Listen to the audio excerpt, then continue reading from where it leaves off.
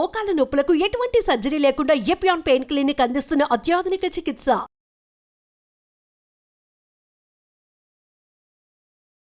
Hello viewers, welcome to Suman TV. ప్రస్తుతం మనతో పాటు ఉన్నారు ఆంకాలజిస్ట్ డాక్టర్ ప్రశాంత్ గారు. సో మనకి గర్భాశయ క్యాన్సర్ గురించి మాట్లాడుకుంటే చాలా రకాలైనటువంటి సిమ్టమ్స్ అనేవి, లక్షణాలు మనకు తెలుస్తూ ఉంటాయి. కానీ పీరియడ్స్లో కూడా కొన్ని లక్షణాలు అనేవి మనం గుర్తించడం ద్వారా దీన్ని ముందుగానే పసిగట్టొచ్చు, దీన్ని అరికట్టి దీని ప్రాబ్లమ్ సాల్వ్ చేయొచ్చు. సో ఇలాంటి అన్ని కూడా డాక్టర్ ఈరోజు మనతో పాటు షేర్ చేసుకోబోతున్నారు. సార్తో మాట్లాడేద్దాం. నమస్తే సార్. నమస్కారం. సార్, వీటి గురించి మాట్లాడుకుంటే నార్మల్గా లక్షణాలు వీటన్నిటి కూడా ప్రతి ఒక్క క్యాన్సర్కి ఖచ్చితంగా ఉంటుంది. బట్ ఈ గర్భాశయ క్యాన్సర్కి చూసుకున్నప్పుడు మనకి పీరియడ్స్లో కూడా కొన్ని లక్షణాలు ఉంటాయి. వాటి ద్వారా దీన్ని పసిగట్టొచ్చు, అరికట్టొచ్చు అని చెప్తూ ఉంటారు. సో వాటి గురించి ఎక్స్ప్లెయిన్ చేయండి సార్. చాలా మంచి క్వశ్చన్ అడిగారమ్మా. ఎందుకంటే అబ్నార్మల్ గా బ్లీడింగ్ ఎక్కువ అవడం అనేది చాలా common symptom. More than 90% cancer కి దానికి సంబంధం లేదు. ఎస్పెషల్లీ యంగ్ ఇండివిజువల్స్ లో వేరియస్ హార్మోనల్ ఇంబ్యాలెన్స్ కానీ లేదంటే వేరే కారణాల చేత కానీ బ్లీడింగ్ అనేది ఎక్కువ అవుతుంటుంది. అంటే కొన్ని కారణాలు అంటే ఎండోమెట్రియోసిస్ అని కొన్ని కారణాలు ఉంటాయి అనమాట. అది ప్యూర్లీ గైనకలాజికల్ ప్రాబ్లం. క్యాన్సర్ కి దానికి సంబంధం లేదు అసలు. బట్ ఎప్పుడు అంటే పోస్ట్ మెనోపాజల్ అంటారు. అంటే ఎవరిలో అయితే పీరియడ్స్ ఆగిపోతాయో, ఒక 45-50 సంవత్సరాలు అయ్యాక పీరియడ్స్ ఆగిపోతాయి కదా, వాళ్ళలో మటుకు ఎప్పుడైనా బ్లీడింగ్ కనిపిస్తే మటుకు అది గర్భసంచి అంటే యూటరైన్ క్యాన్సర్ ఉండేదానికి ఛాన్సెస్ ఉన్నాయన్నమాట. సో నేను చెప్పాలనుకుంది ఏంటంటే, ఎవరైనా పోస్ట్ మెనోపాజల్, ఎవరికైతే పీరియడ్స్ అయిపోయి 50 సంవత్సరాలు కావచ్చు, 60 సంవత్సరాలు కావచ్చు, 70 సంవత్సరాలు కావచ్చు, ఎంత కొంచెం బ్లీడింగ్, ఈవెన్ డ్రాప్ బ్లీడింగ్ కనిపించినా కూడా వాళ్ళు నెగ్లెక్ట్ చేయకుండా ఇమ్మీడియట్ గా డాక్టర్ దగ్గరికి వెళ్ళాలన్నమాట. అదే మనము ప్రీ మెనోపాజల్ అంటే ఎవరిలో అయితే రెగ్యులర్ గా పీరియడ్స్ అవుతుంటాయో వాళ్ళల్లో కూడా కొన్ని రకాల క్యాన్సర్ లో మటుకు చాలా ఎక్కువ బ్లీడింగ్ అనేది అవుతుంది అనమాట.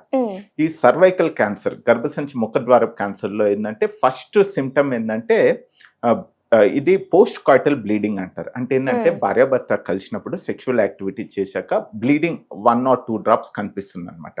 అది ఇనిషియల్ సిమ్టమ్. చాలా మంది దాన్ని నెగ్లెక్ట్ చేస్తారు. సో ఇది ఉంటే మటుకు, అంటే ఇది ఉంటే క్యాన్సర్ అని కాదు, వేరే కారణం కూడా ఉండొచ్చు. బట్ వాళ్ళు ఇమీడియట్ గా డాక్టర్ సంప్రదించి ఈ గర్భసంచి ముఖద్వార క్యాన్సర్ అంటే సర్వైకల్ క్యాన్సర్ రూల్ అవుట్ చేసుకోవడం మంచిది. So any bleeding, abnormal bleeding, even gynaecological problems, వేరే హార్మోనల్ ఇవి ఉన్నా కూడా డాక్టర్ దగ్గరికి, గైనకాలజిస్ట్ దగ్గరికి వెళ్తే వాళ్ళు ఏదర్ హార్మోన్ రిప్లేస్మెంట్ ట్రీట్మెంట్ చేస్తారు. ఒక్కోసారి ఇట్స్ అబ్సల్యూట్లీ నార్మల్ కూడా ఉంటుంది. ఎస్పెషల్లీ ప్యూబర్టీ అప్పుడే వచ్చి వెరీ యంగ్ ఇండివిజువల్స్ లో అది కొంచెం కామన్ గానే ఉంటుంది. బట్ స్టిల్ వాళ్ళు డాక్టర్ దగ్గరికి వెళ్ళాలి. మెయిన్ నా చెప్పదలుచుకుంది అంటే పోస్ట్ మెనోపాజల్ లో మటుకు ఒక్క డ్రాప్ బ్లడ్ కనిపించినా కూడా వాళ్ళు ఇమీడియట్ గా డాక్టర్ దగ్గరికి వెళ్ళాలి. సో అంటే వీళ్ళు ఏ విధమైనటువంటి ప్రాబ్లమ్స్ ఫేస్ చేస్తారు సార్? అంటే నార్మల్ గా సిమ్టమ్స్ ఒకటే ఉంటే దాని వల్ల వచ్చే ఏదైనా పెయిన్ ఏదైనా ఫేస్ చేస్తూ ఉంటారా? సిమ్టమ్స్ అనేది ఫస్ట్ ఇనిషియల్ స్టేజ్ లో అండి, మొదటి దశలో ఏంటంటే బ్లీడింగ్ ఒకటే కనిపిస్తుంది, నొప్పి ఉండదు. సపోజ్ సర్వైకల్ క్యాన్సర్ అనుకోండి, ఇనిషియల్ గా ఓన్లీ బ్లీడింగ్ ఉంటుంది. తర్వాత కొంచెం స్టేజ్ పెరిగే కొద్దీ, అంటే ఆ పుండు ఏదైతే ఉందో సైజ్ పెరిగే కొద్దీ వైట్ డిశ్చార్జ్ ఎక్కువ కనిపించడము, ఫౌల్ స్మెల్లింగ్ డిశ్చార్జ్ అంటారు అనమాట, అది కనిపించడము. ఇంకా కొంచెము సెకండ్ స్టేజ్ లోకి వెళ్తే, అంటే పక్కనున్న ఆ పారామీట్రియం అంటారు, దానికి అటు ఇన్ఫిల్ట్రేట్ అవుతే అప్పుడు వాళ్ళకి పెల్విక్ పెయిన్ అంటే నొప్పి అనేది వాళ్ళు వస్తుందన్నమాట. సో నొప్పి వచ్చిందంటే కొంచెం అడ్వాన్స్ స్టేజ్ అన్నట్టు. నొప్పి లేకుండా ఓన్లీ బ్లీడింగ్ అయ్యని ఇనిషియల్ స్టేజెస్ లో ఉంటాయి. అవును, చాలా మంది నెగ్లెక్ట్ చేస్తారు. ఇనిషియల్ స్టేజ్ లో కొంచెం వైట్ డిశ్చార్జ్ ఉంటుంది. అది common cause off white discharge infection, దాంట్లో ఏం క్యాన్సర్ కాదు, ఇన్ఫెక్షనే. బట్ స్టిల్ వాళ్ళు డెఫినెట్ గా డాక్టర్ దగ్గరికి వెళ్ళి టెస్ట్ చేయించుకోవాలి. అందుకే 25 సంవత్సరాలు దాటిన మహిళలు రెగ్యులర్ గా పోస్ట్ అదే మ్యారేజ్ అయిపోయి పిల్లలుండి 25 సంవత్సరాలు దాటిన వాళ్ళు 3 సంవత్సరాలకు ఒకసారి అట్లీస్ట్ డాక్టర్ దగ్గరికి వెళ్ళి ప్యాప్స్మియర్ అనే సింపుల్ టెస్ట్ చేసుకోవాలండి. దానివల్ల ఉపయోగం ఏంటంటే, ప్యాప్స్మియర్ అనేది అవుట్ పేషెంట్ ప్రొసీజర్. అది 5 నిమిషాలు కూడా పట్టదు, అది నొప్పి కూడా ఏమి ఉండదు. దానివల్ల అడ్వాంటేజ్ ఏంటంటే, ఆ నార్మల్ కి క్యాన్సర్ కి మధ్యలో ఒక స్టేజ్ ఉంటుంది అనమాట. నార్మల్ కణాలు మధ్యలో ఒక ప్రీ క్యాన్సరస్ స్టేజ్ అనేది ఉంటుంది. నియోప్లేషియా అంటారు, ఇంట్రాఎపిథెలియల్ నియోప్లేషియా అంటారు. ఆ ప్రీ క్యాన్సరస్ స్టేజ్ లోనే మనకి కానీ పట్టినట్టయితే దానికి పెద్ద గర్భసంచి తీయడాలు ఏం కాకుండా సింపుల్ ప్రొసీజర్, క్రయోథెరపీ అని సింపుల్ ట్రీట్మెంట్ చేసుకోవచ్చు. అది అంటే క్యాన్సర్ ఫ్యూచర్ లో కాకుండా ముందుగానే మనము దాన్ని ట్రీట్ చేయొచ్చు. అంటే మీరు అన్నారు సార్ 35 తర్వాత డెఫినెట్ గా కొంచెం కేర్ అనేది తీసుకోవాలి, టెస్ట్ అనేది చేయించుకోవాలి అని. సో అంటే మనం ఇప్పుడు 25 ఈ ఏజ్ లో ఉన్న వాళ్ళకి కూడా అంటే ఇది ఎక్కువగా వచ్చే అవకాశం ఏమైనా ఉంటారా?